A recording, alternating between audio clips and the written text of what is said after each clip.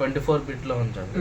ఉంచేసి just okay కొట్టారనుకోండి, మీకు ఎక్కడ సేవ్ చేయాలని అడుగుతుంది. ఎక్కడ సేవ్ చేయాలో కొట్టేసి బౌన్స్ కొట్టేస్తే మీకు ఆటోమేటిక్గా బౌన్స్ అయిపోతుంది. ఇంకోటి ఇది ఓన్లీ మనకు ఎగ్జాంపుల్ ఆడియో అవ్వాలి, ఓన్లీ ఆడియోనే మనం రికార్డ్ చేసింది అంతే. అది ఒకటి చేయాలంటే ఇది చేయాలి. MP3 అన్నీ అవసరం లేదా? అంటే మీకు MP3 సెలెక్ట్ చేసి MP3 కూడా వస్తుంది, లేదంటే వేవ్ వస్తుంది. ఎట్లా వస్తుంది చూపెట్టండి. ఇప్పుడు మీకు ఇక్కడ ఉంది కదా ఫైల్స్ ప్రాజెక్ట్ అసెషన్, ఇక్కడ కింద మీకు MP3 కావాలి. అప్పుడు ఓన్లీ MP3 అలా ఉండదు, వేవ్ మ్యాండేటరీగా వస్తుంది, దాంతో పాటు MP3 వస్తుంది. అంతే. ఓన్లీ ఆడియో వీడియో రెండు కలిపి వస్తాయా? విడివిడిగా వస్తాయి. మీకు ఆడియో మీకు ప్రీమియర్ వేసుకుని దాన్ని చేసుకోండి. ఇక్కడ MP3 వస్తుంది, MP3 సెలెక్ట్ చేసిన MP3 వస్తుంది, అంటే బై డిఫాల్ట్ మీకు వేవ్ లోకి వెళ్ళిపోతుంది. చూడండి మీకు అనిపిస్తుంది అంతే. మీకు వేవ్ అనేది హై క్వాలిటీ బ్రో, వేవ్ పెట్టుకోండి ఎప్పుడన్నా. MP3 కూడా పెట్టుకోవచ్చు, మీ ఇష్టం. ఎందుకు వేవ్ పెట్టుకుంటే మంచి క్వాలిటీ ఉంటుంది.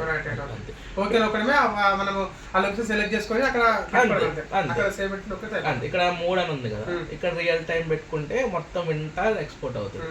ఆఫ్లైన్ పెట్టుకుంటే ఒకటేసారి వినకుండా ఎక్స్పోర్ట్ అవుతుంది. అంతే అంతే తేడా. ఇక్కడ ఎక్స్పోర్ట్ కొట్టినప్పుడు మీరు సెలెక్ట్ చేసుకోండి బార్స్, లేదంటే మొత్తం వచ్చేస్తుంది. సో లేదు, ఈ పైన ఇక్కడ ఎల్లో ఉంది 13, 14 నెంబర్స్ ఉన్నాయి కదా, అక్కడ పెట్టేసి లాగేసుకోండి. మొత్తం వస్తుంది. అందుకని ఇప్పుడు మనము ఒకసారి బ్యాక్ రండి. మొత్తం బ్యాక్ రా అంటే దీనికి షట్ డౌన్ సేమ్ అన్సిట్ అయితే కదా మైండ్ అంతే. పవర్లోకి వెళ్ళాలి, షట్ డౌన్ తెలుసు.